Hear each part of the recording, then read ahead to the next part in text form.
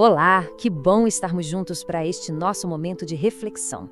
Hoje vamos mergulhar fundo num ensinamento que, olha, toca bem no coração do desejo humano e, claro, no centro da nossa fé. Sabe, essa é uma pergunta que de um jeito ou de outro todo mundo se faz, na verdade. A gente busca um propósito, uma relevância, um lugar de destaque. Mas será que a gente entende mesmo qual é o caminho para essa honra de verdade? É sobre isso que vamos pensar um pouco agora. Olha, essa sede de glória, essa vontade de ser grande, isso não é de hoje, é algo profundamente humano. E a gente encontra uma das expressões mais sinceras disso numa passagem do Evangelho. Um pedido feito por uma mãe com todo o amor do mundo pelos filhos. Tenta imaginar a cena. Eles estão a caminho de Jerusalém. E aí, uma mãe se aproxima de Jesus. O que ela quer? O melhor para os filhos dela, claro. Os lugares mais importantes, de maior prestígio. É um pedido que, no fundo, a gente entende, né? Nasce de um coração cheio de amor e também de ambição. E é aqui, é nesse momento que a resposta de Jesus vira o jogo. Ele não diz que o desejo de glória é errado, não. Ele redefine o que é a glória. Ele tira o nosso olhar dos tronos e aponta para um cálice. E faz aquela pergunta que ecoa até hoje. Vocês podem beber o cálice que eu vou beber? Então, para a gente entender que honra é essa que Jesus oferece, a gente precisa primeiro entender o que significa esse cálice. Não é só uma taça, claro, é um símbolo de algo muito, muito maior. É um convite para um caminho bem diferente. Pois é, na linguagem de Jesus, o cálice é a vontade de Deus Pai. Beber desse cálice significa dizer sim para o plano de Deus, mesmo quando a gente não entende tudo. É o convite para partilhar do mesmo destino de Cristo, sabe? Unir a nossa vida dele, na dor para chegar na glória. É aceitar a cruz para poder viver a ressurreição. E tem uma coisa que Santa Teresa d'Ávila diz que é de uma sabedoria imensa. Ela fala que na maioria das vezes a gente não sabe o que pede.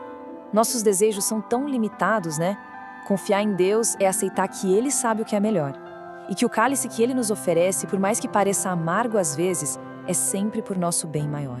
Mas olha só, aceitar esse cálice não é uma coisa que acontece uma vez só num momento heróico. Não, é uma decisão que a gente renova todo dia, nos pequenos sacrifícios, naquilo que a gente chama de mortificação.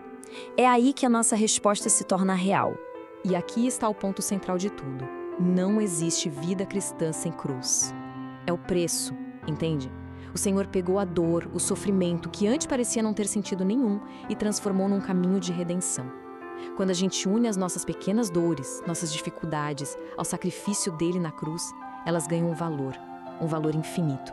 E isso se conecta com o que São José Maria Escrivá nos lembra.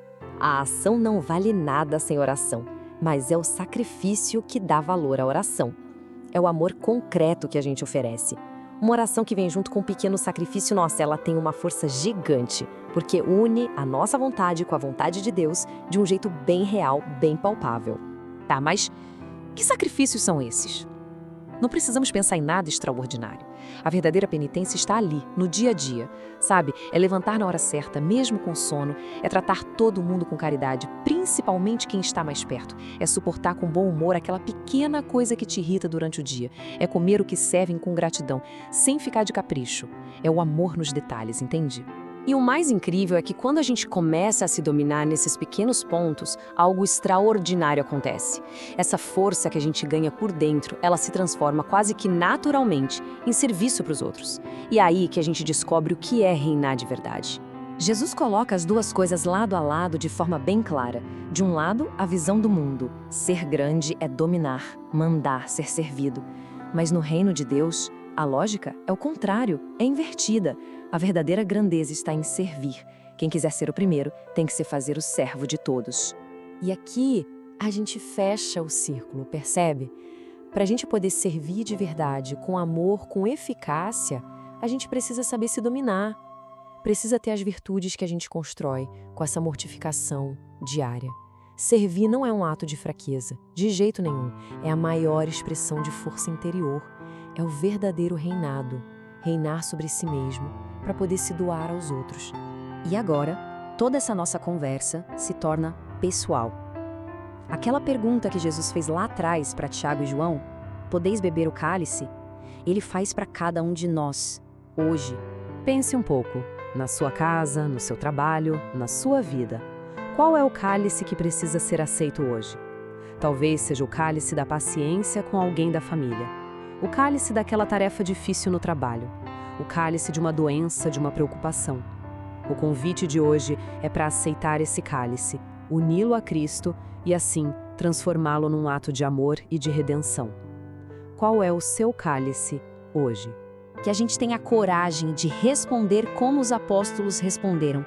Podemos, porque com a graça dele a gente realmente pode.